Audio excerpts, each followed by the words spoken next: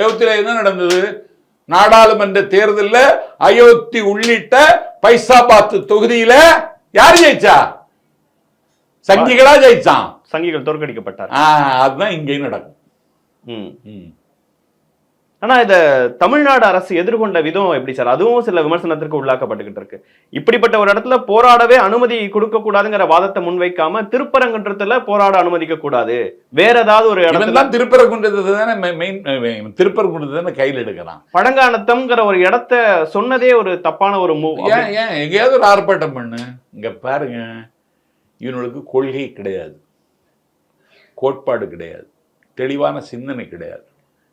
நீ அது அது அது அது அங்கே நடக்கிறது அநியாயம்னு சொன்னால் திருப்பரங்குன்றம் கோவில் வாசலே கூட்டம் போட்டு மக்கள் மத்தியில் நீ சொல்லணும், இப்படியெல்லாம் நடக்கணும்.